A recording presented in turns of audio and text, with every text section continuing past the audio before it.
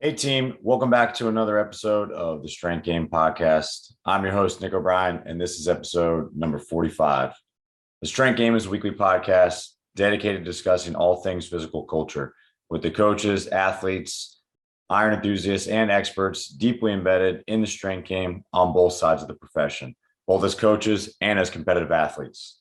I want to thank everyone who has liked, shared, and commented. Your support allows us to continue to bring on expert guests and highlight more individuals in the strength game, just like our guest today. Also want to thank our sponsor, Cerberus Strength. Trusted since 2012, Cerberus is making the best strongman, powerlifting, and strength sports equipment and accessories, ensuring the ultimate competitive edge. Every one of their products is tried, tested, and proven by top-level athletes worldwide.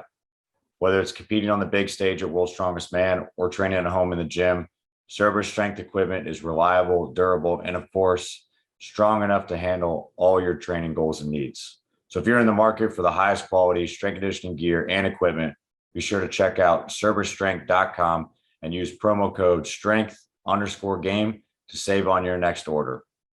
And in this week's episode, I am joined by a former colleague and good friend of mine, Coach Randy Flores. Flores is currently an assistant strength conditioning coach for the Los Angeles Lakers. And prior to arriving at his current position, he spent time in the college ranks first as a student assistant at Texas Tech University before being elevated to a full-time assistant coach. After his time at Texas Tech, he spent 3 seasons as the head strength coach for men's basketball at the University of Memphis, later going on to become an associate strength coach at Fresno State University. Flores is also a performance coach, still working at Future Fit app. Flores first walked on a Texas Tech football team before deciding to shift his focus and coaching and working with the Texas Tech strength conditioning staff.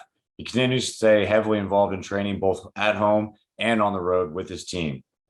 I'm excited to have him on the show today and reconnect. So with all that said, let's get in the game with Coach Randy Flores.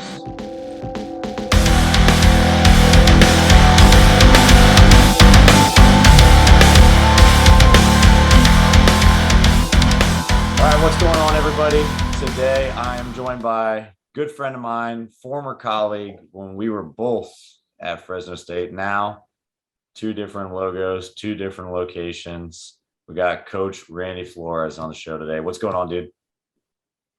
Not a whole lot, man. Just had a day of work with the new guys. Most of our guys are in town now, so getting them rolling before training camp starts up next week. We've got a little away time with a mini camp. But yeah, getting some dudes prepped and just getting back home myself. Might train. It's getting kind of late here. I know it's late there, but might call it a night too. So we'll see. Yeah, I hear you. I know. I'm glad we got to do this before camp starts up for you, which I know is creeping up pretty close. So I want to hop right into it. I know your time's valuable. So really, how'd you get involved in the strength game? Like what kind of sports did you play growing up and what's kind of led to what you're doing currently and like what you might even get into training to tonight? Yeah. It's kind of interesting how I ended up even getting into sports like altogether to begin with. Neither of my parents played sports growing up. My older brother, he's 5 years older, was into music, really into computers. He ended up being in the marching band at Texas Tech, and he did that all throughout high school. So early on, I thought that was gonna kind of be my thing since like pee wee, soccer, all the stuff, baseball, and for me that was all like very foreign because I hadn't been introduced to that from my parents. But just kind of following those friends and like going to play football, like I knew nothing about football. I didn't know the rules, didn't really watch it. Um, and so just jumped right in. And obviously at that point, a lot of the kids that I was playing with like had been playing for a few years. So like they knew what they were doing. They were much better than me. So that was something like right away that I was like, man, I'm like terrible at this stuff. So like, what can I do to kind of catch up? And obviously in middle school, you're not at a point where you know anything. So I'm going out there and just trying to throw the football more, running. Early on, like probably 8th grade, that's when I was like, oh, I just need to be in better shape, and I didn't know in better shape for what, but I need to like run more. I just knew like I need to do something to catch up. So actually myself and my mom, we used to go to the track that was like close to our house. Um, and really it was once a week usually, but we would go run 5 miles, just super slow pace. Like it would take an hour, and I thought that was going to make me better at sport and better at football. And that was something I continued to do. And going into high school, we actually had a strength coach. Um, he was, it's a typical high school setup. He was the defensive coordinator, and it was bench, squat, power, clean, and that's it. Um, so, I tried to get with him a little bit, tried to go in after school and, hit some curls or whatever. Nothing really relevant, but it's what I viewed as might help me get better, get bigger, get stronger, get faster for football.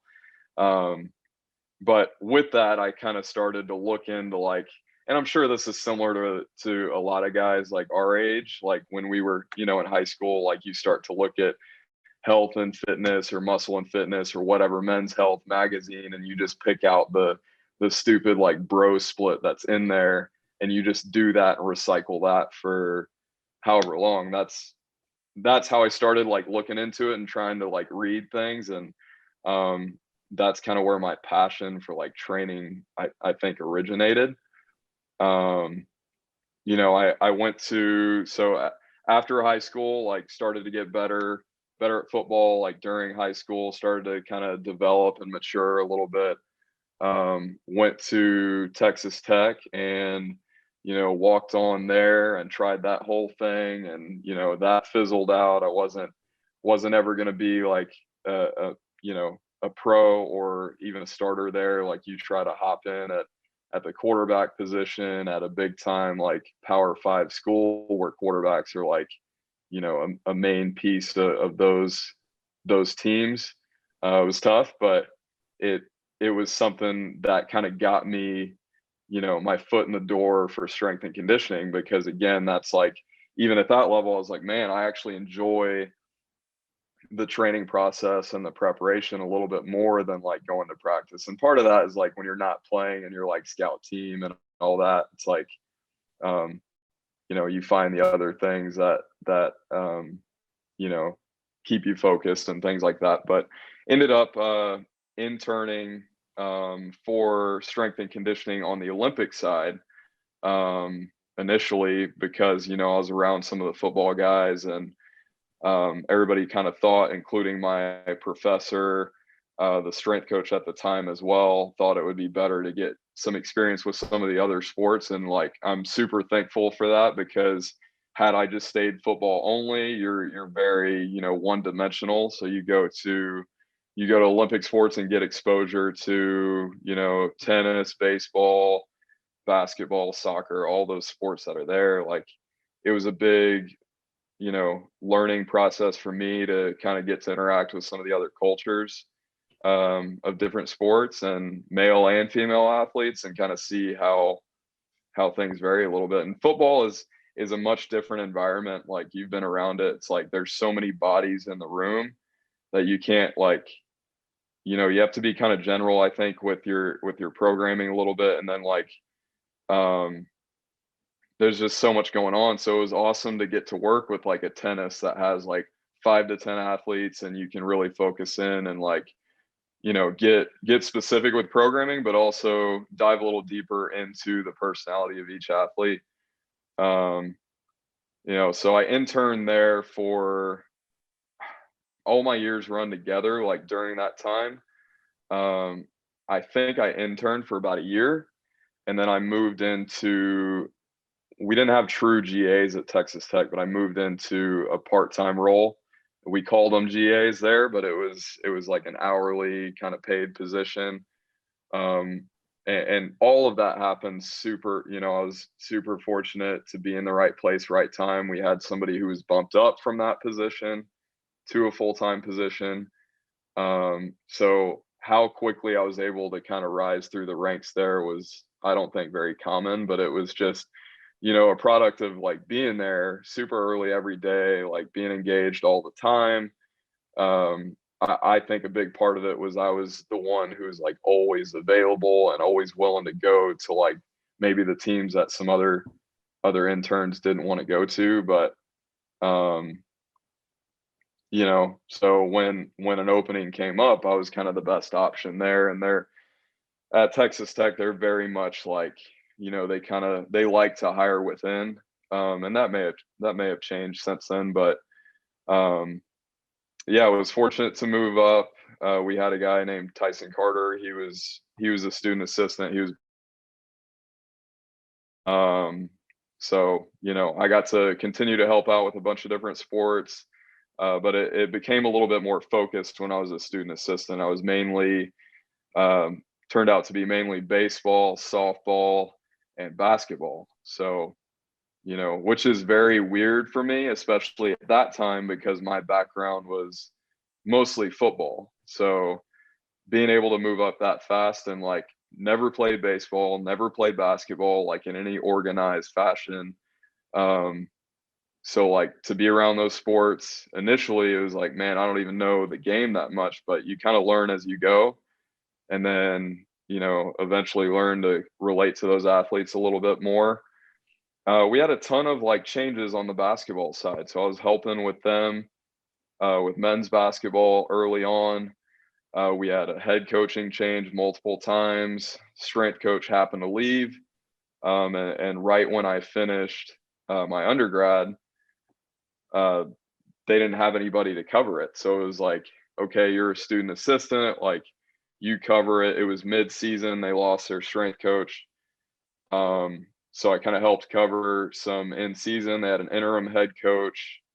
He ends up, applying for the head spot, but they don't retain him.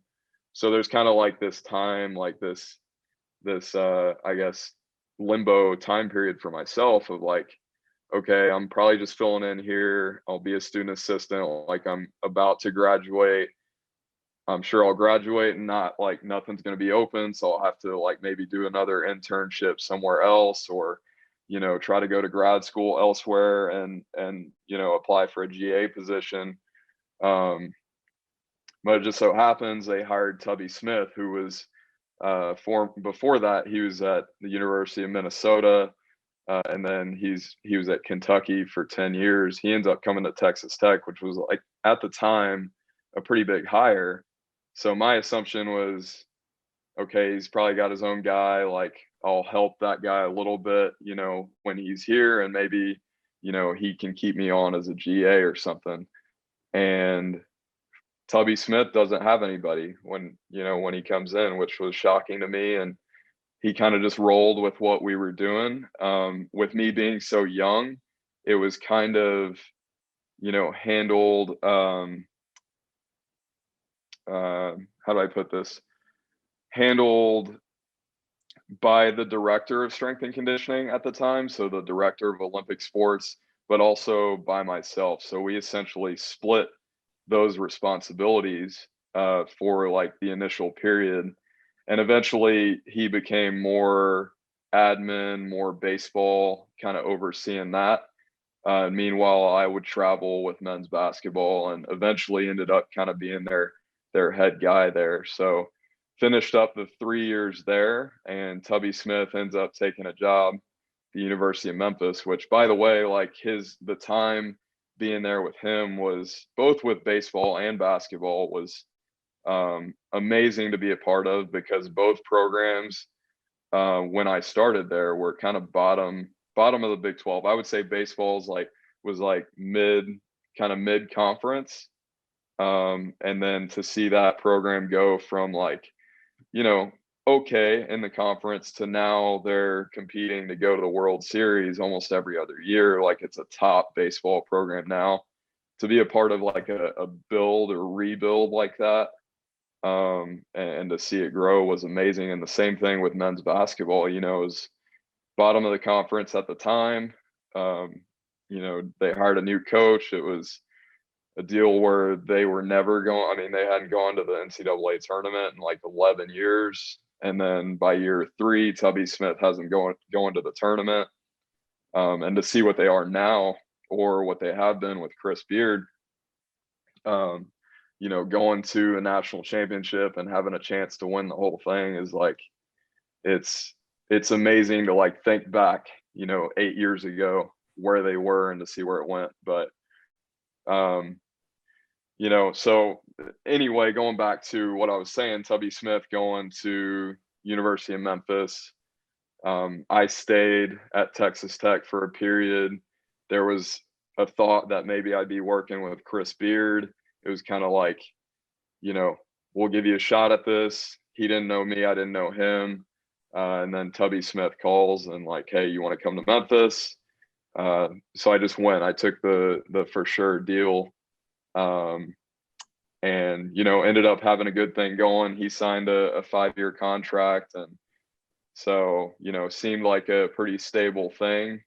So took off. Got a head strength and conditioning job for men's basketball at Memphis, and was there with him for 2 years. Definitely like a learning experience because it was such a different situation at Tech, like Olympic sports umbrella. So I had, my mentor who got me started in the in the profession as a student assistant with the director of Olympic sports, Tori Stevens. I had his guidance and I had some of the other assistants around me, but being at Memphis, like basketball is such a big thing. It was a separate facility, separate building. You're out on an island by yourself. So it was kind of one of those moments, like when I got there, probably 6 months in, where I was like, fuck, I don't know. Like I'm looking at a blank Excel document and it's like, I don't know which direction to go. And I have nobody to bounce this off of. So it was like a huge learning experience of like, I actually have to do this on my own. Like nobody's here to really help me. So I think leaving Texas Tech, I was coming from a point of like, I read a few books at that point and felt like I had everything figured out, that like Dunning-Kruger effect. It's like I was at the peak of that like ego part, where I actually really didn't know anything. And then was humbled very quickly when I got to Memphis, and it was like, all right, this is your gig. This is all you. Like, but I think like after being there a little while, I kind of got to figure it out and learn how to lead a whole thing, kind of on my own. And it was also a very new like environment, very new set of kids, like different background. You're getting way different recruits at that period in Lubbock, West Texas versus like Memphis, Tennessee. It's just night and day. So like figuring the dynamics out of the kids were getting there, and then also the city and how everything works around there. I mean, basketball is king in Memphis, especially like they love Memphis Tigers. So cool to be a part of something like that. Smith there, he was let go, and we got a new head coach in Penny Hardaway. So another learning experience right after that. 2 years later, being a part of like, all right, a transition period where a new coach is coming in and figuring out how to like, okay, switch gears. I got to like, make sure I'm working well with the new staff and, things of that nature. So, yeah, so was there for another year with him.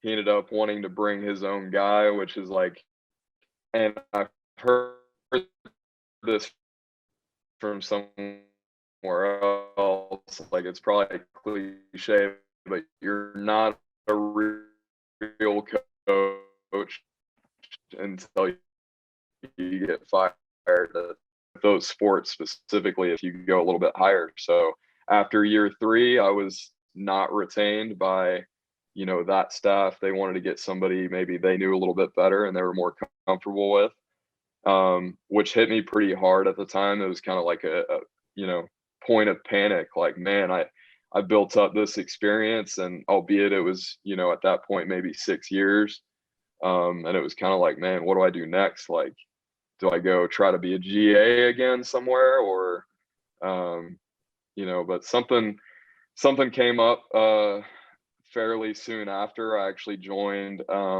Josh Bonnettall, who was a former strength coach for Purdue, and was also with the Chicago Bulls. He started up a startup tech company called Future Fit. It's an app, and that was something I got on board with fairly early in its existence. And it's a training app, more so geared towards just everyday people. You can train them remotely. It's been an awesome experience because I got to join them in San Francisco and be a part of like what they were building and what they're continuing to build, and see kind of like a startup company, build up from the ground up. And it's like I was able to be around people in a completely different space, in the financial district there, like people I would never have otherwise met. You have our CEO, who was formerly with NASA and Google. You have our CTO, who was he helped develop FaceTime. Like people like that are not people you meet in our field usually. So to be exposed to that is something that's like going to help me too professionally. And so I spent a period there, and eventually moved back into the college space while continuing to work with them at Fresno State, which is where I crossed paths with you and everybody there. So definitely a different experience. You go from Big 12, AAC at Memphis, where you're kind of on an island, and now you're all of a sudden, back kind of to mid-major, like Fresno State. It's a very different vibe, different, area of the country that I hadn't really been in. So learning experience there too, because we're all sharing one weight room, and that hadn't been a scenario I'd found myself in ever. Texas Tech, we had 3 different, I think they have 4 different now. Memphis, I had my own for men's basketball only, and now you're trying to rush people out when softball's coming in behind you. And the thing, like I had never really thought about how much of a struggle that might be, but like that's the thing that most strength coaches have to deal with at some point early on, especially in their profession, that I got lucky enough to kind of skip those steps, but ended up coming back to an environment like that. And shortly after that, I guess I was there. Was I there like a year and a half? Yeah, something like that. It seems like it was like 4 months, honestly, because like all of that was shelter in place, I feel like. Right. Honestly, it was great to be there. I just wish in that situation I would have gotten like more of an off season with the guys that I had, to really see like what that could have been like, and see how I could develop those guys. But obviously was there for a bit, and this opportunity where I'm currently at came about just kind of honestly like very unique situation. Like it wasn't a situation where I was coming in the off season or prior to the off season. The Lakers were 2/3 of the way in their season, 2/3 of the way through, and they had some stuff come up with their current strength staff, at the time, their strength staff, and they had to make some changes, so they needed somebody fairly quickly. So it was like a deal where all of a sudden, one minute I'm at Fresno State thinking we're about to go into our summer off season there soon, to or I guess our spring off season there soon, and all this, next thing I know, a couple weeks later, I'm courtside at a Lakers game. It was crazy, but I think it's like sinking in a little bit more now. We've been in the facility, we got the new guys coming in, whole new crew of veterans. Definitely a learning experience for me here too. just navigating like the personalities in the NBA. I think honestly, Memphis and that experience helped me a little bit in that regard with the, the second coaching staff that I worked with there coming in, and Penny Hardaway, Mike Miller, Sam Mitchell, those kind of like NBA personalities, kind of gave me a little exposure to that before I got here. But this is definitely different, different environment, not only personality wise, experience wise, but just like the setup for training too. So yeah, as far as like, did I answer that question Yeah, you hit like it all. well enough? No, you got Okay, all of it because, like, I mean, you touched on a lot of things. Obviously, I like listening to people's stories. We've sure. talked about it like when we kind of first introduced. So it's nice to share with other people because, our two, like where we're at in our both careers, like I would say, like where we want to be, we're both where we want to be in some regard, like at this stage of our career. But the way we both took it, the path we both took is completely different. That's why it's kind of cool to see that like everybody's is organic, it's their own. And it's cool to see that now in the position you're in, you're able to take all the experiences, like you said, the exposure and the environments that you were in prepared you for what you're dealing with now. Memphis is a completely different city, a completely different conference, completely different type of kid, even just like culturally around that area than Lubbock, Texas, than Fresno, California. And when you're in the NBA or you're at a place where you get a big draw of athletes coming in, it's not just local, like a high school or a local talent, like a smaller program. Like you have to deal with all those different type of personalities, and you have to deal with facility constraints and staff turnover, which happens a ton in the NBA or a ton in any professional league or big conference. And yep, sometimes you're the one that gets to stay, sometimes you're not the one that gets to stay. And yeah, sometimes it's just part of the business. So being able to learn all those things, and I think like you said in the beginning, just being available and willing to kind of work, it's done you right, and it continues to serve you the right way because you still do it. um, but I definitely want to touch on like exactly what you've been talking about. Like you're still new into the role, and this will be your actual first true full season like with the Lakers. So I know you got thrown into it right away, so you're kind of just like speed, like when wheels spinning, like everything's on fire. But what are your kind of first impressions of like the professional side of sports preparation? Like, what are some of the big training differences that you see from professional players, maybe versus collegiate players, whether it's time restraints, facilities, individual training, things of that nature? Sure. I would say number one, it's very dependent on who you have, right? Just like anything else, just like even if you're in college, like it's very individual. Um, you might have, because even in college, you may have an older team that maybe is a little bit more developed, has some of the foundational strength, maybe the size is already there, but you need to get a little bit more advanced or specific with your training. Or maybe you have a big crew of freshmen that are likely going to play, and you need to try to develop those guys pretty quickly. And the biggest bang for your buck might be, you know, maybe training more on the hypertrophy or general strength side of things. But I would say that still applies to like the NBA. Like, I need to consider what maybe a guy who's been in in the league for 1 year, what he might be doing versus a guy who's 36 years old and has been in for 15 years.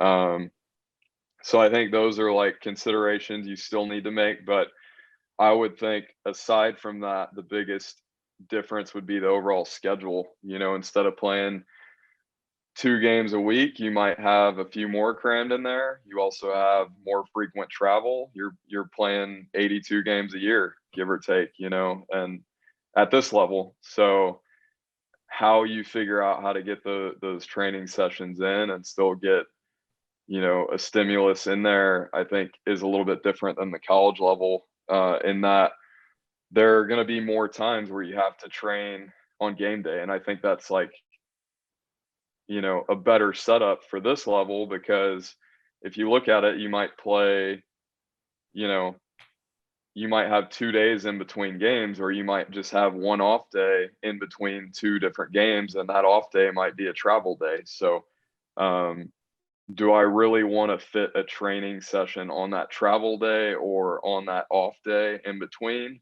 and cause that to now go from a recovery day or low day and make it a high day by adding a stimulus? Not really. I want to try to consolidate my stressors and put those training days, you know, on the game days, whether it be before or after, that's up for debate. But a lot of times what it comes down to with that is the preference of the player. If there's a player that has been in the league for 8 years and he loves going after the game, we have to try to accommodate that, because it's going to cause more trouble than it's really worth to get him to go before the game. And do you still want to educate the guys on what might be best? 100%. But if you get a veteran, the biggest way you're going to get him to buy in is kind of, there's some compromise that has to happen. So yeah, I think the schedule is a big thing. One thing I love about this level over college is you're not having to deal with all the study hall or the classes or all the other little things that you would in college. It's like, it's in and out, man. It's like, we might practice at 10, they might go for an hour or two. I have maybe a block of guys training before, a block of guys after. And obviously that varies a bit based on game schedule. We might not do anything that day and might save it for that game day. But it's like, you're in and out. You're not spending 8 hours there to wait. Maybe you train some kids in the morning and then you got to come back at 4 p.m. to train another group of kids, because they don't get they don't get out of practice until then or whatever. So that's been like something that's great, just, from a time perspective. But also it's like, the guys you don't get guys that have just come from class and study hall and they're like dragging when they come in. It's like they know they're in to work on something and then they go. So you almost get more of an effort from them, with that too. Facilities, obviously at this level, you're going to get kind of what you need. Albeit it's being in the Lakers facility, it's kind of, and really from what I gather, a lot of other professional settings, it's not this massive like Taj Mahal that you would expect, because you're not training like everybody at once usually, like you would in college. We're not all, you don't have to cram the whole team in like maybe an hour session. You're getting 3 to 5 guys at a time maybe, and 2 to 3 racks might get that job done, and not everybody's going to be on a rack. So definitely different, like facilities wise. When it comes to like expectations on the players, I think that's very organization driven, and like depends on the crew you have. Again, if I'm with the Orlando Magic and we got like a super young team, then it might be more structured and like, all right, you guys have to come at 10 a.m. and you guys are coming after practice at 2:30. Right. With Lakers, you got LeBron James, Russell Westbrook, Carmelo Anthony. I think I was in high school when LeBron was in the league. So it's like, are we going to tell those guys like, hey, you have to show up at this time? Nah. So like, you accommodate those guys as best you can with what they need and what they've, the schedule that they're on.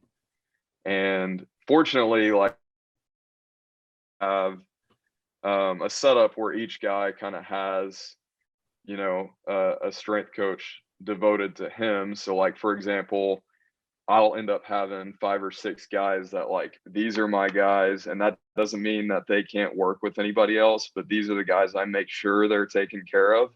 They have what they need. I'm making sure they're getting in, depending on the guy, 2 to 4 sessions a week, and trying to do that in the way that I can accommodate them the best. So if it's a guy that likes to go in the morning, then I'm there. If it's a guy that likes to go post practice, we can make that work. But it makes it easier when you have 5 or 6 guys, and those are the guys you're focused on. And Right. then we have 2 other strength and conditioning coaches that will get another 5 or 6 as well. Yeah. I think the big point of that was like there are professionals, and you'd like to think that every single one of them is going to treat their bodies right. They're going to be professional. They're going to be efficient with their time, their scheduling, all those things.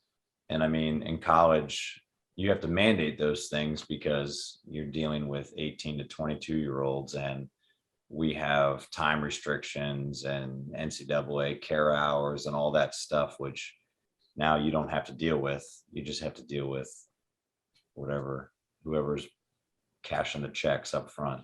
So it's a Right. different than admin, but you're dealing with professionals, so they kind of know the game themselves, and they understand that what they're doing every day is like they want to get in and out. They have different responsibilities. They have families. They have other things that they want to do that are outside of that. So that definitely throws a different kind of curveball at you. But I think like you said, the big thing is just, and I wonder how your training starts to differ with guys that are fresh into the league versus ones that are just trying to hang on for one more season. Have you seen anything with like the older guys? And then that kind of leads into like the second part of my question, because these guys have been in the league for so long, they're veterans, they have like their own coaches and trainers. And you said you're new to the staff along with some of the other people there. Like, do you ever deal with like almost too many cooks in the kitchen? Like they have their this person, they have their massage therapist, they have their physical therapist, but at the same time, they're coming and they're training with the team for 8 to 9 months out of the year. So how do you kind of balance that or work with their trainers in the off season or even in season so that you still have a handle on what they're doing and can take care of them and accommodate them, but it doesn't also interfere with who they feel comfortable with as well? Sure. Yeah. I mean, honestly, I've had a lot more exposure to that already than I really anticipated. I figured your big stars, they're gonna have like their own guy most of the time. Your top 1 to 3 players might have their guy that they go to. And I think everybody else, like if you have some dudes that are maybe from Atlanta or Houston or something, they go back home with the rest of the family for the off season. Like they're probably going to train with somebody there, a little bit. So that's like, I think that's just kind of the expectation. To be honest with you, when it comes to like how you manage that relationship over an off season, that's something I haven't had to experience yet, because even, I was here for this off season, obviously, but even with this one, we pretty much have an entirely new team, other than LeBron James, Anthony Davis. Everybody else is fairly new. So as far as how to navigate that over an entire off season, that's still unfamiliar to me. But I have had to navigate that a little bit recently with new guys coming in, but also a little bit last season, with a few players that were with us last year. And I think it just comes down to like reaching out to their guy, whoever it is, that they are comfortable with, and just like starting a line of communication of like, bottom line, we're both here to do what's best for the player, and put egos aside, and not try to create a situation where you're telling the guy, hey, this is what he needs to do, or this is what we want, this is what we want. Can you add this into training? No, it's like you get there, and you don't always know how experienced these guys are or their background or anything like that, but you get their experiences with the player. You find out everything you can about what they do, and you try to get on the same page. And maybe it's a matter of and that have worked for him. So there's like a big element of collaboration with that. It's about bottom line, what's best for the player. What can we both do to help the player succeed? So yeah, I think like when approaching those, and every person like that I've had experience with so far has been completely open to helping, to communicating, and been on the same page about, yeah, like let's just help the player. So, I've yet to experience anybody that's been closed off to that, because I think that's ideal for them too. You help the player, you help the team, you win games, everybody wins, Right. So yeah, it's definitely different, but I would imagine, if during the off season, a guy's going somewhere, if you're in communication with their guy, I think a good approach would be, all right, here's what we had in mind with him. By no means is this like something you have to do, but this is like what we think would be good for him. You're there, you're the eyes on him during the off season. You adjust it as you see fit. But here's like a framework if you want to use it. And I think 9 times out of 10, they're going to use the framework at least a little bit, because it makes it easy. It takes the programming aspect out of it a little bit, and they can tweak it and, be creative, however they are as a coach. So, but also with the guys too, what I found is like, they're willing to work with you too, even though they have a guy. Haven't had a guy come in and be like, no, I'm not doing anything here. I have my own guy elsewhere. Like they'll come in and they're completely open to it. And that might be different elsewhere, and it could just be like, oh, we're the Lakers, we're in a good position to make a run, and win the whole thing this year. So I'm sure that sets kind of the tone for the environment as well.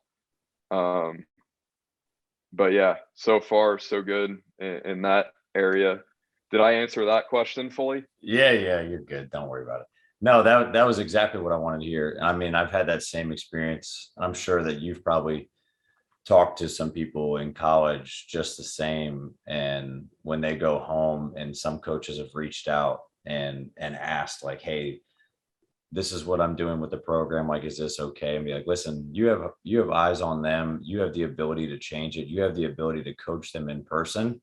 Like, let me know how they're doing, and I can give you feedback on what I see, because I see them more than they do, but they get to see them like for a quick, intense burst of what could potentially be the most important part is with their buildup of the preseason, like what they do Right. immediately before coming to you. So it's nice to have someone that has eyes on, that understands the plan, understands where they're coming from, so that they can be the best part of the program, which is basically the transition. So I think that's great to be able to collaborate with that. And obviously, those are who you guys work with. And I think most players would argue, like, till they're blue in the face, that they'd rather comfortability with who they're working with over credentials. So even if it is someone that is in a normal job, just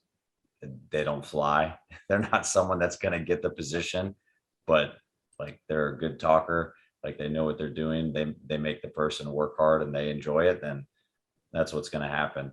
I mean, you deal with a lot of stuff too. Like obviously being at the Lakers, being in the NBA, there's a lot of resources that are available to you, like between sifting through all those things, like trying to dial in travel, like work with the facility that you have.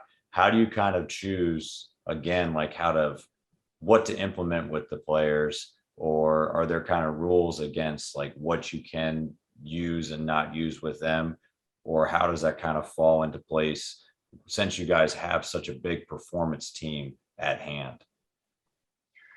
Yeah, I mean, what's cool about it is like you don't get the same restrictions that you do with college. Obviously, everything has to be like safe. It can't be like a performance enhancer, obviously, but like little things that you wouldn't be able to give like a college kid, like creatine, omega 3s. I don't know if you still can't give those to college kids at this point. Like obviously they can buy that stuff and take it, but like pros, like we can provide all that. And so we go through Thorn, like we have a lot of Thorn products, and I don't know if that's like widespread across the NBA, but that's who we use for your multivitamins, omega 3s, creatine, all of that stuff.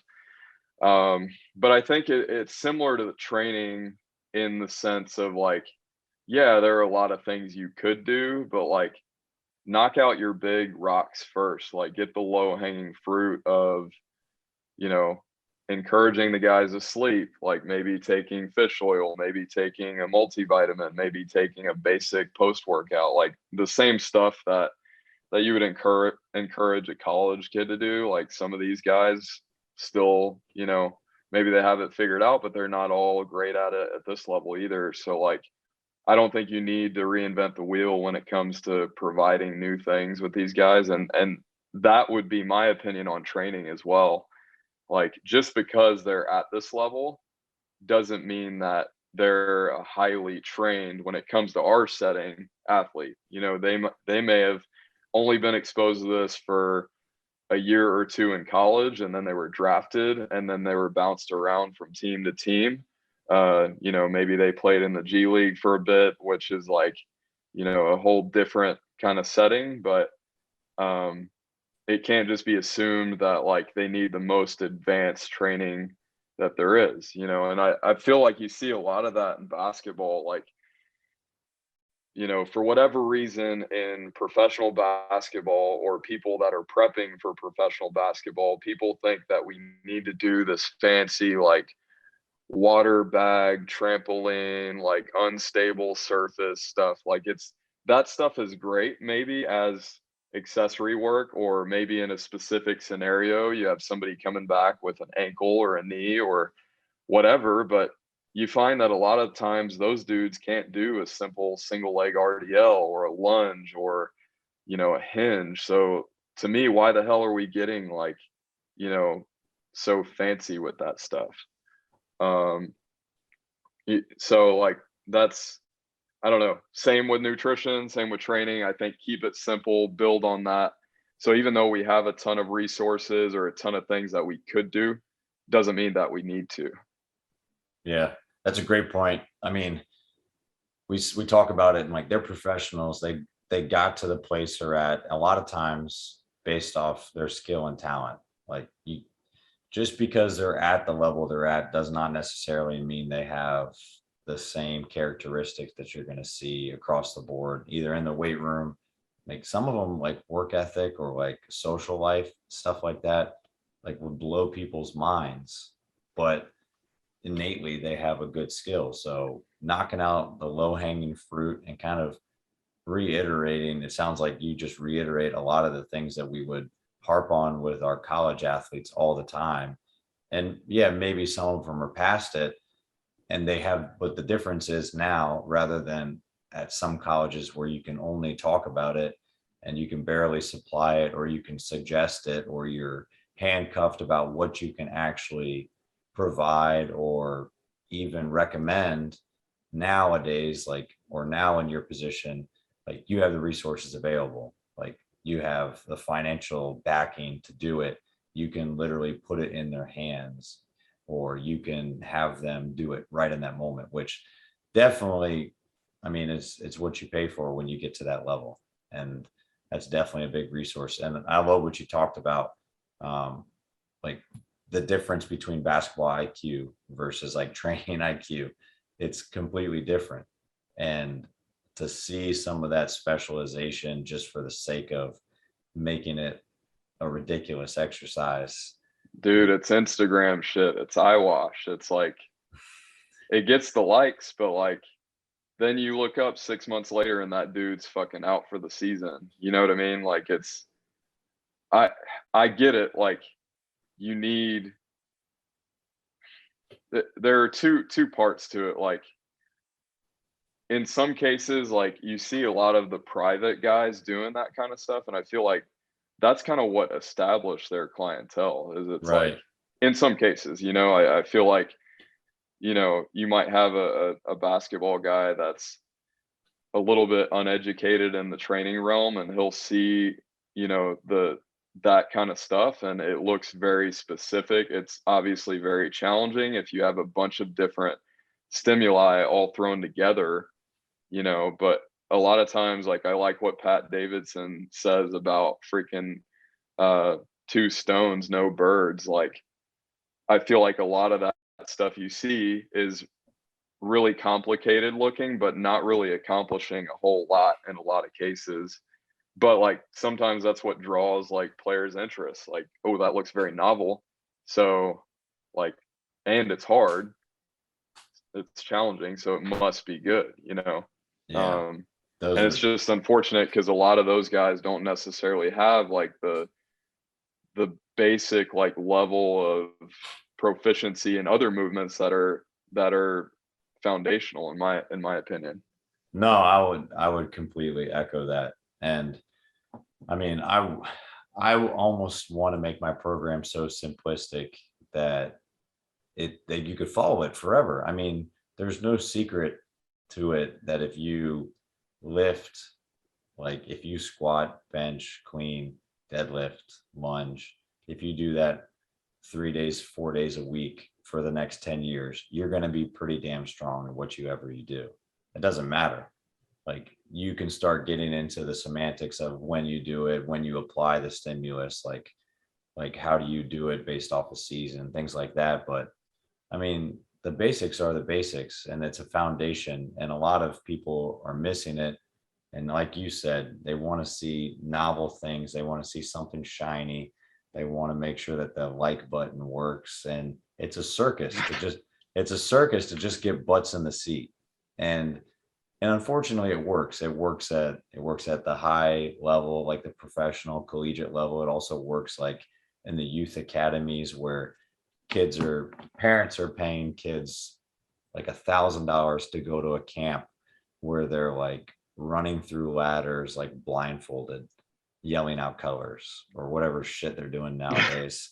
I don't know, but I like when you set your athletes up for success and you make them question those things. And I get those questions all the time, and I'll talk about them with my players all the time so that they understand like that shit is eyewash, or like some of it is for a specific person at a specific time at a specific point in their career, and it's for a specific purpose. Other than that, like, I don't want to see it across the board. And Right. if that's what you're trying to do all the time, like, I'm just following you for jokes. That's about it. But I'll There are a still few do. guys out there. There are definitely a few people that I follow where it's like just entertainment. I'm sure you have those Yeah, I got a few of those. where it's just like Those are fun. the eccentric isometrics. I don't know who that is, but I don't even know. I don't have you even seen know. that? I don't know if I've seen that one. It's Oh, gold. it's gonna be a new follow. Some people who listen to this might know who I'm talking about, but it's gold.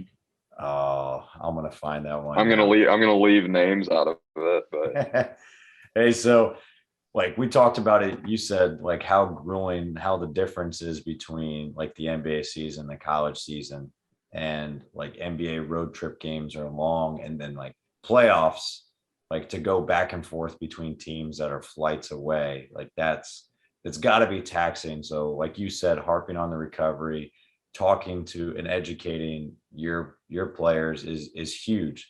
So how do you, like you said, trying to keep the stimulus on the same day and give them the opportunity to have recovery days and travel days and stuff like that is important.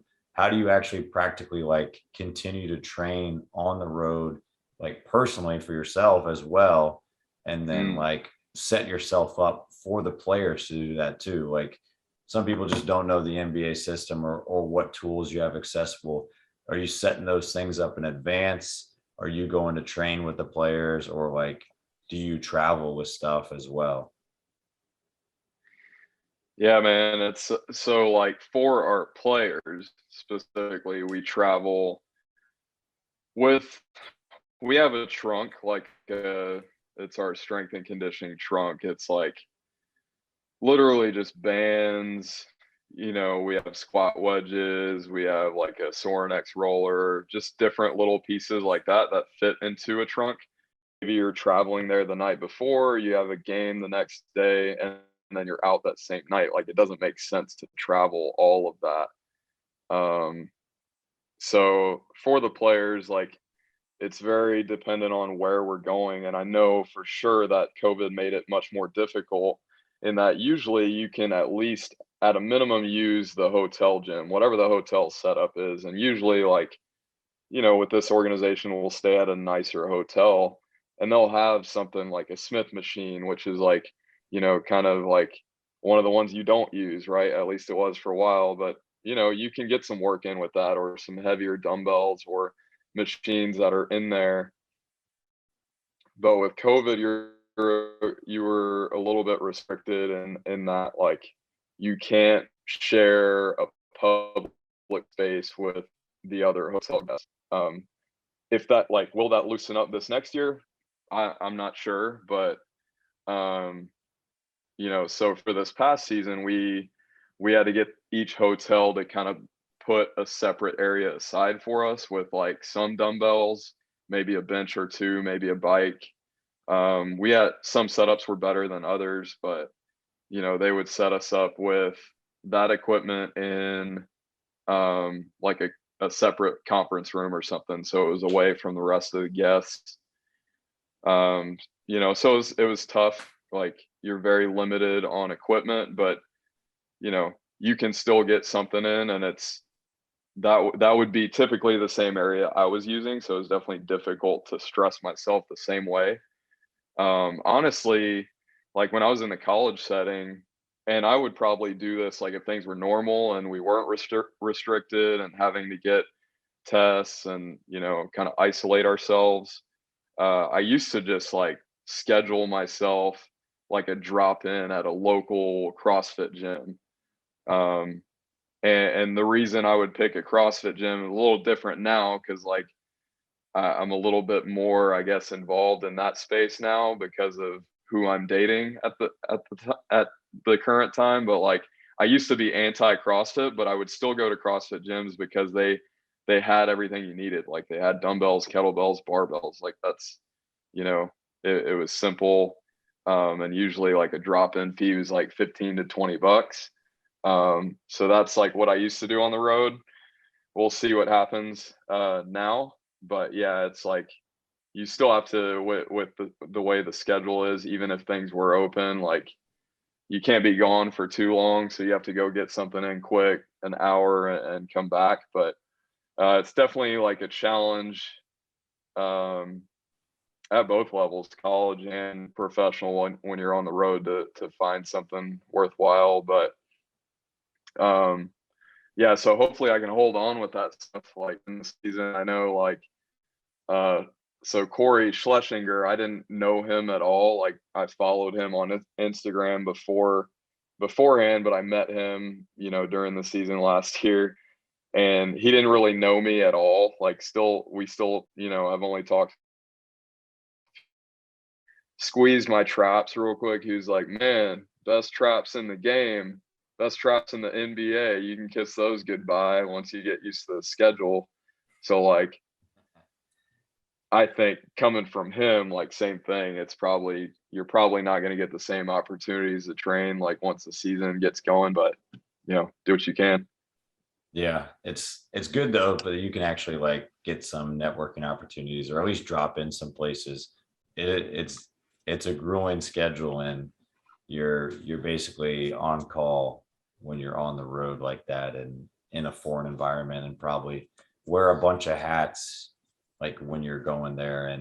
And like you said, you're working with athletes individually, and some guys are playing, some guys are rehabbing, some guys are doing stuff. So you're like traveling sounds fun on the outside for a lot of people, but it's a lot more work because there's nowhere to go home to. There's nowhere to hide. So, Right. And it's like, even though you get to go to some cool places, you might not really get to experience them because you're in and out so quick most of the times. Like if we talk about, maybe you have a 7 p.m. game on a Thursday or whatever it is, you get in Wednesday night usually, you'll wake up, have breakfast, guys will go shoot, you'll go with them, in the morning, they'll come back, you might have downtime for a few hours and then it's like pregame meal, you're going to the arena usually 3 hours before, give or take. And then like that's kind of the period where you're like training some guys at the arena pregame. And then you have the game, load up, get on the flight, go back home. So like you might be in some cool places, but it's like in and out quick. So I think the times that you really get to experience the places a little bit more are like on your 8 to 10 day like road trips where you might go a few places back to back. But even then it's kind of like, man, I just want to like rest in the hotel. right. Yeah, you're in the city, but you're not actually in the city at that point. Right. Dude, I can't even imagine though, like that sounds tough, right? 82 games and like being on the road for a good amount of those, but like baseball, couldn't do it. Yeah.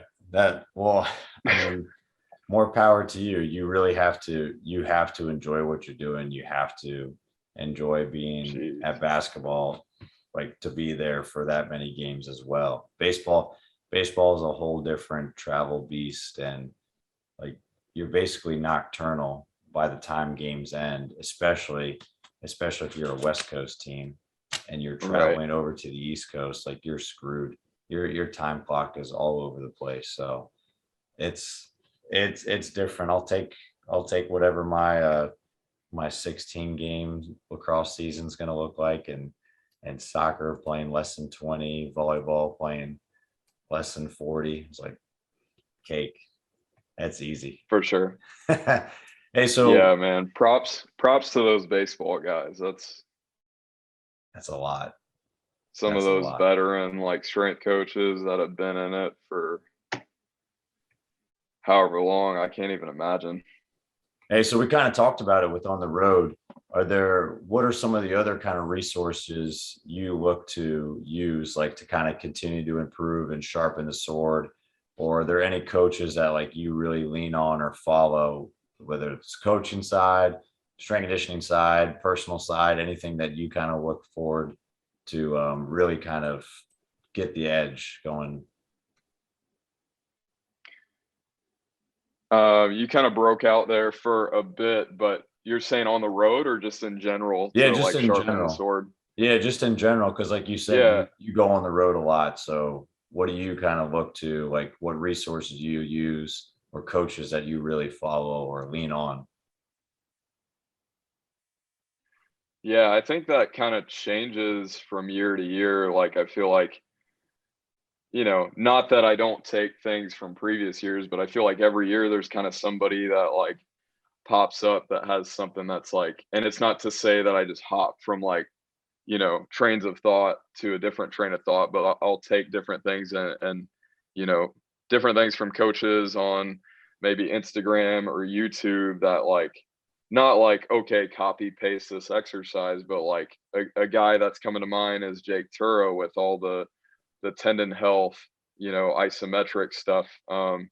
He's been around the last couple years where I've seen him on Instagram and like just kind of diving a little deeper on, stuff he has, but also like people he's interviewed through his podcast. Like I feel like all of that stuff has been really helpful and applicable to the population that I work with both Achilles tendinopathy and patellar tendinopathy. So he's like somebody that comes to mind right now. Um, really into using like triphasic training for all my athletes. I went down that rabbit hole and that was like I tried to like read all of Cal Deet stuff. That was like early on in my career. But those are things like I still use to an extent. I just use it in my own way. So just trying to find different things like that, whether it be through IG or through podcasts. Definitely have gotten a little bit more into some different podcasts, maybe more so about relationships or building like your own kind of business and brand. Trying to think of the name of one of the recent ones that I've listened to. But yeah, I've kind of gone more down that avenue a little bit lately of, kind of self-improvement too. So definitely still big into, buying books, just looking through Amazon sometimes and seeing whatever pops out to me. Ben Greenfield was one that like stuck out to me lately. I don't know if you're familiar with him. He has a book, Boundless, that I've kind of picked through but haven't sat down and gone all the way through. So that's like what I'm looking at recently. But I mean, there are so many different things to look at and kind of explore, but it's definitely something that's been like consistent with me throughout my career, where I'm just kind of going down different avenues. I would say maybe within the last 6 months, I haven't had as much time, just with the transition of moving here, traveling, just getting thrown into a season and figuring out our staff too, because we've shuffled around, not just players, but our athletic training staff, our strength and conditioning staff. We've of like Ryan Holiday's stuff, anything written by Robert Greene, like those are all, I would view those as like more self-help or kind of like building yourself up kind of thing. So those are, I like stuff like that consistently in my life. So for everything I read that's like training related, I'll read something like that as well. Yeah, that's a good idea. I mean, it's always good to kind of be well-rounded. Having some hobbies and being able to do some stuff outside of the profession, I think keeps people in the profession. Otherwise, the ones that are just so one-dimensional and are on the sideline just yelling about being a strength coach and only reading strength coach stuff and buying strength coach coffee and living and breathing strength coach all the time. Like, I think it's a facade for most people, and you're putting on a front, and you're not going to be in the profession for very long, if at all. So it's good. It's good to Yeah, kind 100%. see some other stuff outside of just the four walls of the weight room once in a while.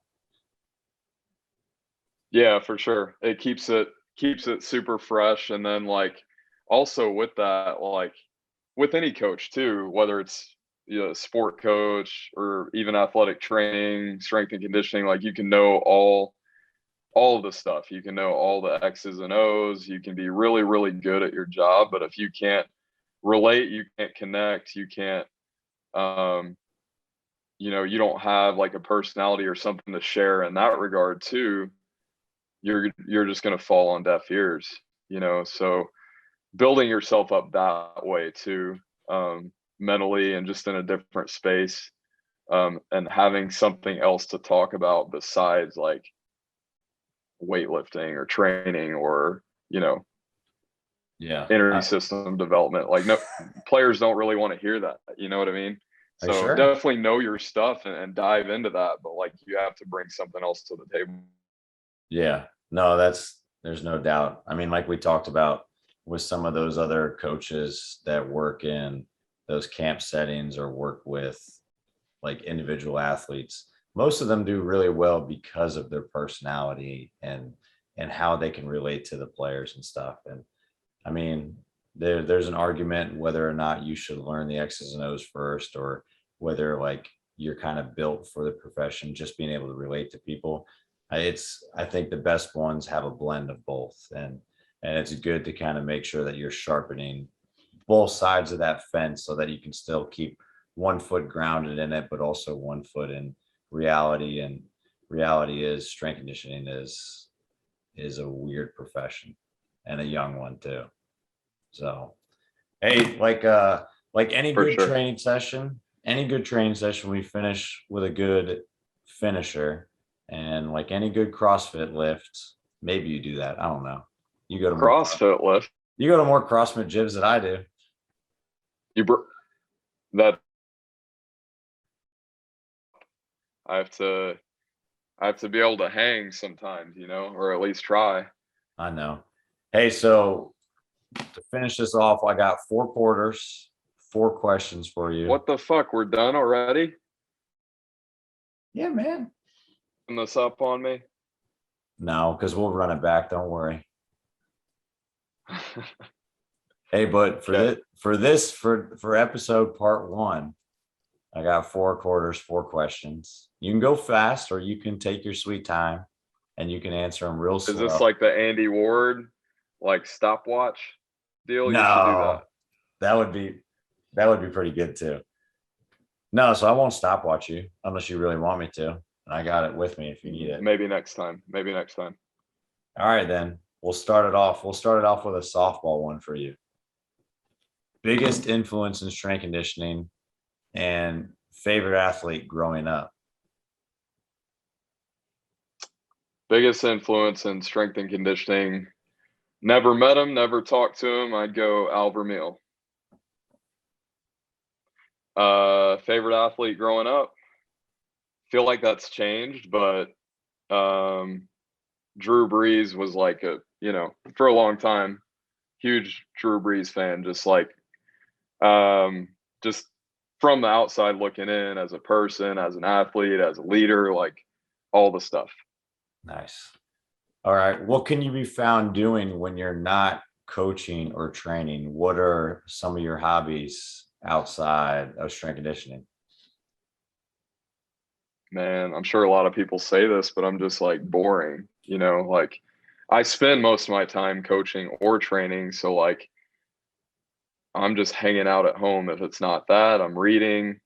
I'm going wherever Bethany is to visit her, possibly hiking, which isn't really my thing, but I'll go do it, if it means we're doing it. So um love going to restaurants, like finding new restaurants. I don't get to do it too often, but um, big on, you know, going to find a good steak, trying different things. No, that's not super entertaining. Fresno actually wasn't bad in that regard. I felt like it had some good spots for the most part. Still haven't, like, I don't know where to go in LA, but I guess I'll figure it out soon.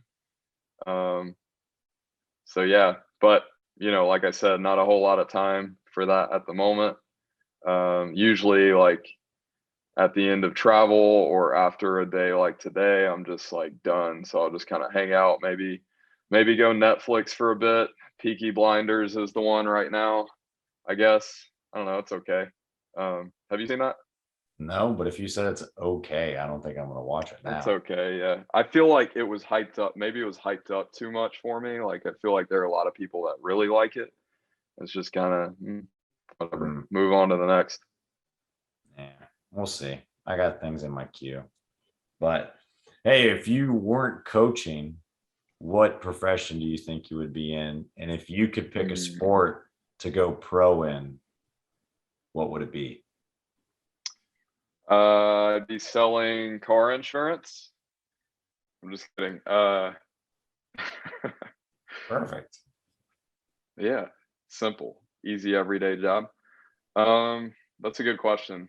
I've actually thought about that a lot, and I have no idea because I can't imagine doing anything else. I do know after this, like I want to, maybe in like 20 years get out of this but still be in it to an extent, in that I want to kind of have my own gym and my own setup and maybe go private and maybe manage some other coaches. Um, hopefully in a laid back deal where I'm not having to get up there super early and it's just kind of like I pop in and, you know, um, but I could be doing this longer than that and I'm okay with that. Like, I don't think I think that's why I've lasted so long in this, and you know, we're both young in the profession still, really and truly, but I've had a lot of friends that have since like just gotten out of coaching and just done something else, and I just can't even imagine doing that. So, um, yeah, it's hard to say what else I would do. I think it would have to be like strength and conditioning related, fitness related. You know, it might be more towards like building a product that is still related to nutrition or fitness or something like that. But those are things I still want to do anyway. Like I want to stay in this and do those things, you know? Right. Um, No, that's a so good idea. yeah. And then sport, I think you got to go like with longevity and go golf. Um, pays well. You can do it, you know, till you're old. But funny enough, I suck at golf and don't really play. So maybe I need to turn that around. That's like exactly what Ward said too. Of course he did, but he actually golfs, so that's the difference. Like I've seen it, you know. I've tried a few times. It's not in the cards for me, but I'm also kind of scared to like truly pick it up like maybe he has, because I feel like it's going to be a black hole like with my time, you know. So next time you ask me that question, it might be like, oh, in my free time I golf, but all my free time goes to that, and I don't know if I really want that situation. Well, if you're selling car insurance, like that's a perfect thing to do on the side. True. You don't want to be selling car insurance all the time. So That's my backup plan. If this whole strength and conditioning thing doesn't pan out, I'll just car insurance. All right. Truck driver, maybe. Ooh. That seems like your deal. I could avoid people, but I don't want to sit that long. If I could stand and drive, that would be better. That might be a new thing later. I mean, there'll be ergonomic, like maybe adjustable deal. That'll be the next thing for truck drivers. Maybe I'll just put in for like a handicap one where you can pedal it with your hand. That would be better. It's a good thought. It's a good invention. Now we'll have self-driving trucks eventually. They're already here. The time is now. So is there really there's an electric truck now, right? I think so. I don't know if it's a full semi though. This is off topic, but I feel like, so Bethany was telling me about an electric truck that I should get one here, since it's freaking like $5 a gallon here.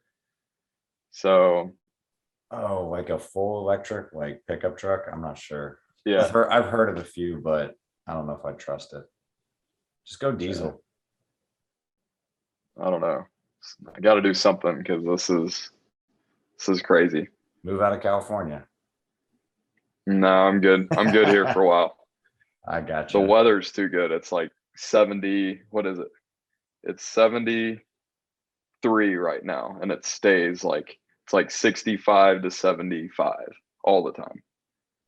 It's 80, but it's humid as shit, and it's been raining all day. Yeah, I'm good on that. It's all right. All right. Hey, so fourth question. Go-to training music or PR song. And then what are you eating? What's your best post-training meal look like?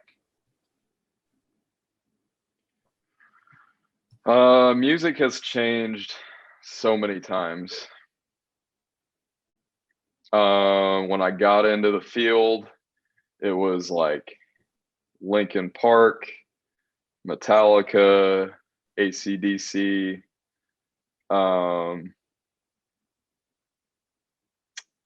Who else? Like it was, you know, like all rock, Breaking Benjamin, and it was like that. What would you call that genre? I guess it was like post grunge. It was kind of like new metal ish. Yeah. Linkin Park, new metal? Like NU metal. That's what they called it. New metal or post hardcore, or now it's just like dad rock. You're in the dad rock. Now it's category. what? Dad rock. Oh yeah. Yeah. Um, and then it went to dubstep, believe it or not, which is like I don't know any artists. I would just like I think I know like the maybe like Marshmello, or would that be dubstep ish? That's like Sort of. electronic. It's more electronic, like EDM, I guess. Yeah, EDM or Skrillex, like I would turn that on. But it was always like Pandora. I just liked, I guess, the energy to it, whatever. Went through that phase, went through a hip hop phase. Um, and still like I'm in this like country phase, which is weird because like I don't know, but I think I'm getting out of that because I was in that phase and then Bethany got in that phase and it was just on all the time. I feel like her gym started like putting on country all the time. So I think I'm out of it now. And now How I just like I don't care. how often does country Is that music weird? get how often does country music get played in the Lakers Zero training time. I think I facility? played it once. I was like looking around. Is anybody around? Um, yeah, that's probably not gonna happen there. Um, I don't know. We'll see. But yeah, I'm at a point I don't it's almost just like noise to me. Just because I mean, you know how it is. You're in a weight room for freaking 10 years straight and you hear the same 8 hip hop songs, it's like you're done with it. Even if they were like great, you know. So yeah, with that, I don't know that there's a PR song. And secondly, I feel like I'm getting out of my like window of PRs. Like I'm almost at the point, I'm not that old, but I feel like I don't think I'm ever gonna squat like a 560 again. You know what I mean? I'm like trying to hold on to 405 at this point. Yeah. I hear you. What about your So post-training meal? What's it look like after 405? mm, the 405 PR.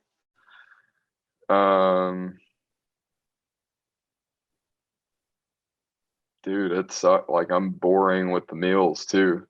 Oh It's boy. freaking and and I can blame Bethany a little bit for this too because she eats like the same 3 things all the time. So it's like freaking ground beef and white rice and beets. I don't know that that's what I'm gonna select.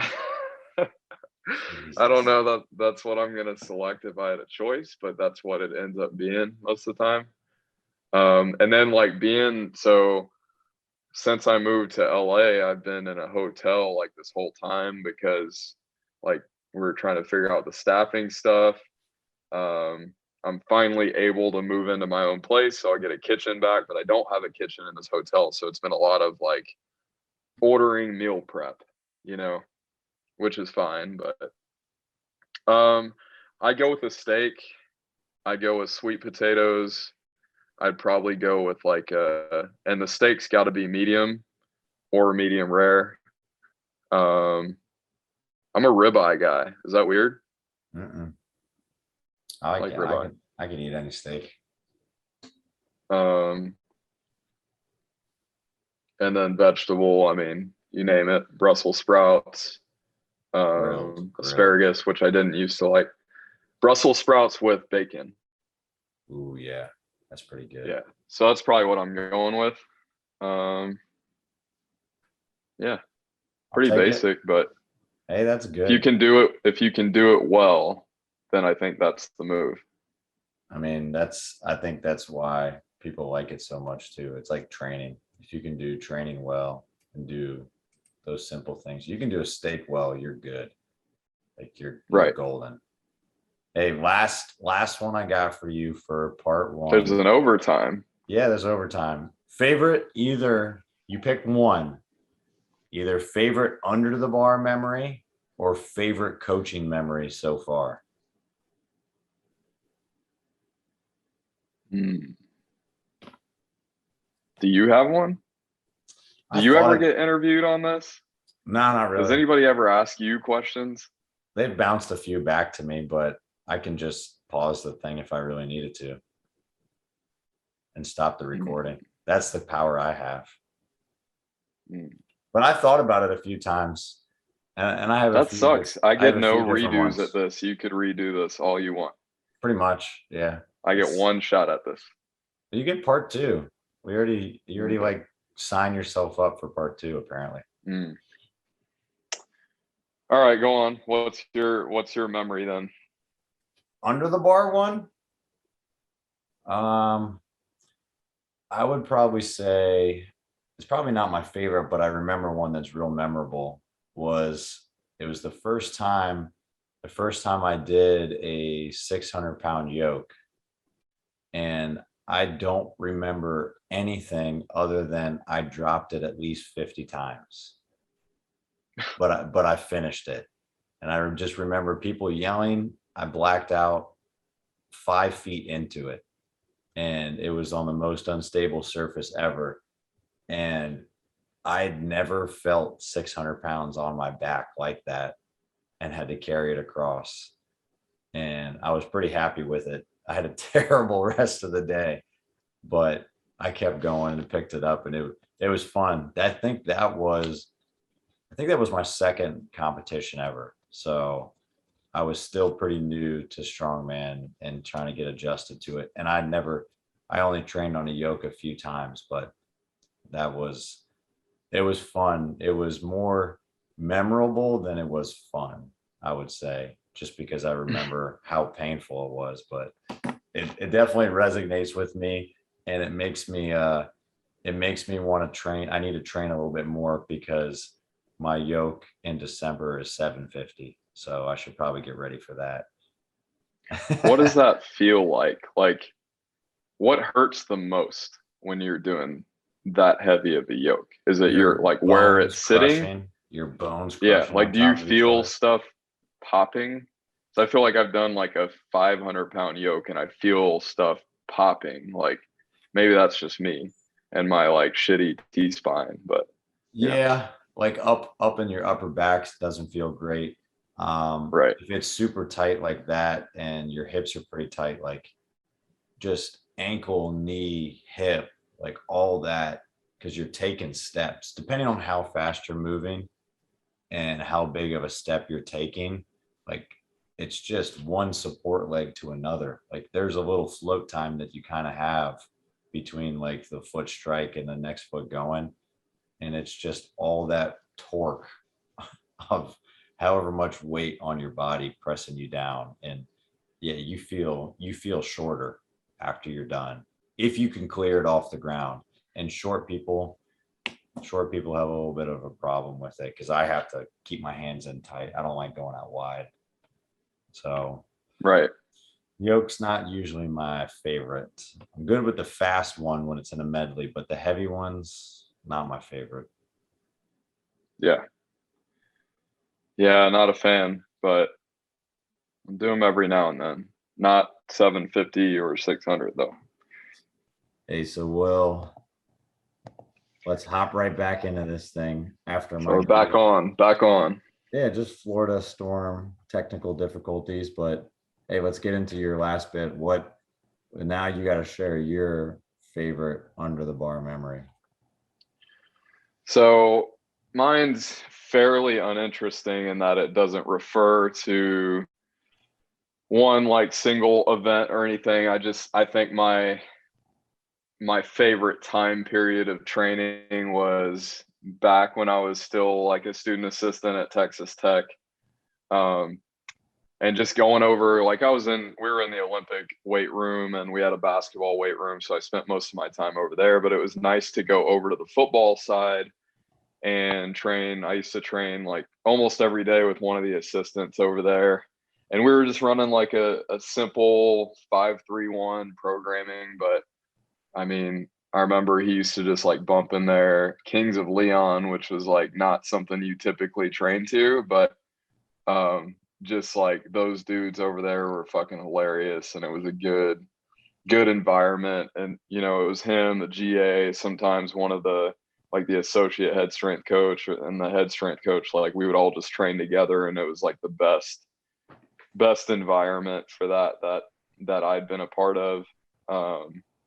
So, enjoyed like my time with those guys for sure. So didn't hit any like crazy PRs or anything, but just like it's hard to explain whenever you get like that right environment and those right people, and Right. to kind of place yourself around. But that was also like a big those were guys I took away a lot of knowledge from, and just got to go shoot the shit with them every now and then. And I think it was huge for me as a coach, whether they knew it or not at the time. It made a big impact on me to be able to spend time with those guys on that side and kind of get a different perspective from what I had like on the Olympic side. So that's like under the bar. I think coaching,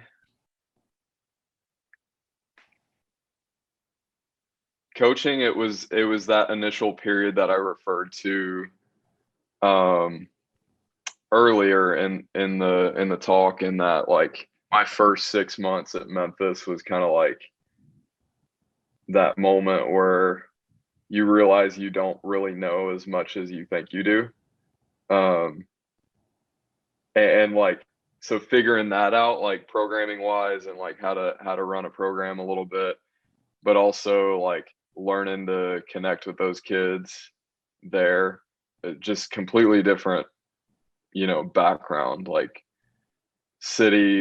inner city Memphis kids, like different background than I grew up in, and like learning to relate to those guys, and like building that, like that time period was like something I'll always remember too.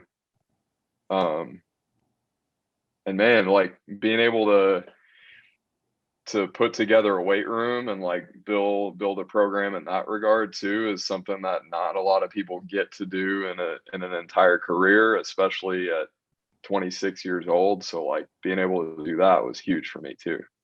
Right.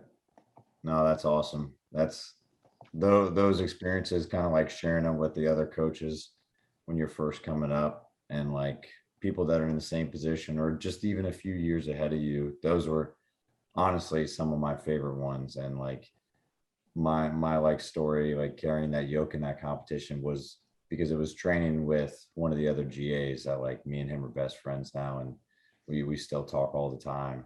So I mean, I wouldn't trade any of those experiences, and like just shooting the shit and training with all those people, and like that has a bigger lasting impression than any of the classes or a lot of the games and stuff like we'll ever have on it. And it's just sharing those moments with those people day in and day out. That's awesome. It's cool to hear. Hey, so for those of you that don't really haven't followed you or anything yet, how can people get a hold of you, reach out if they have any questions, or kind of follow along your journey and kind of see what you guys got going on before camp kicks off and the NBA season hits full swing? Yeah, for sure. Honestly, I've been, as of late, a lot less active on really any social media platform. I'd say before I was a little bit active on Instagram. I'd say that's probably still the one I'm on the most, but as of late, it's kind of just been, putting my head down and working a little bit and trying to figure out this whole living situation. But as far as Instagram goes, you can follow me on Coach Randy F2.